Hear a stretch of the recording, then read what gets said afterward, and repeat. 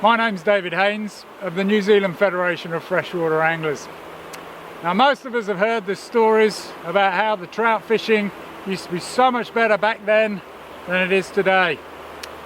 So I want to find out one reason why that might be so. So first stop is to the Fish and Game officers to get the publicly available long-term historical data on fish numbers.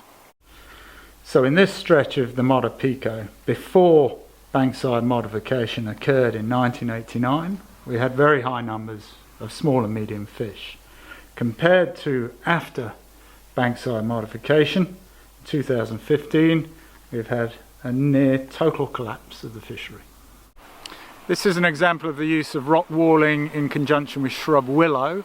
As you can see, it's destroyed fish holding pools, it's destroyed fish cover, and ended up the river being a flat, featureless drain. Trout in New Zealand rivers predominantly drift feed, so that is they sit and wait for their food to come to them.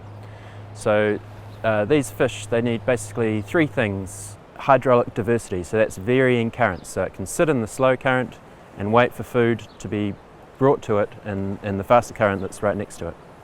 Cover to hide in, and food. How is that affected by channel engineering and willow removal? The effects really depends on the river system that you're working in. So I've seen channel flood protection works in, say, braided rivers really improve trout habitat by providing a point where the river can scour out a deep hole.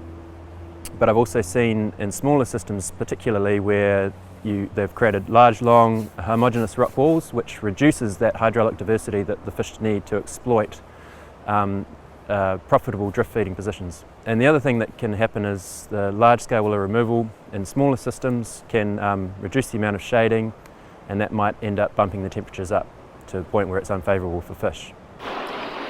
So this rock walling here has created bank stabilisation, but at the cost of all elements of fish habitat. What was once a living river has been turned into a fast, featureless sluice drain. It's ugly. No local angler, and certainly no overseas angler, would want to come and fish here. Well, undoubtedly, the Motueka River is one of Nelson's most prestigious fisheries. You know, not only is an international fishery, but it is the closest fishery to Nelson and a principal resource for local recreational anglers.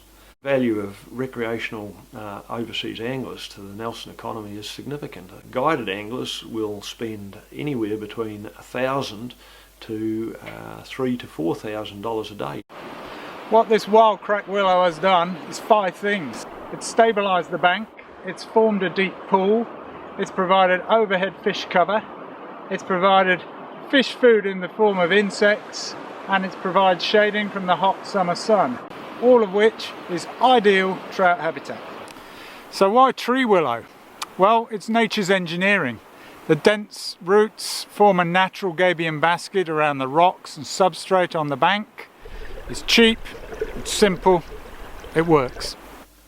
The lower and upper areas of rivers are always intrinsically linked. With respect to the management of the lower Rewalker River, with the removal of streamside vegetation and rock walling there, has been a total disaster from the point of view of the fishery. And when you devastate the lower Rewalker, as has been done, fish numbers and habitat, the ongoing effect on the whole fishery has been disastrous. I fished this river religiously when I was a teenager. It was a world-class fishery. Until they removed the willows, the fishery declined to the point where I don't fish it anymore. Every year I come back hoping the fishery has improved, but unfortunately it hasn't. Simply allowing the willow to grow, whether on the bank, whether in a groin, or even in the rip-rap wall itself, is all it takes. Despite the decline in the fishery to this point, we still have an immensely valuable resource, and it's never too late to turn things around.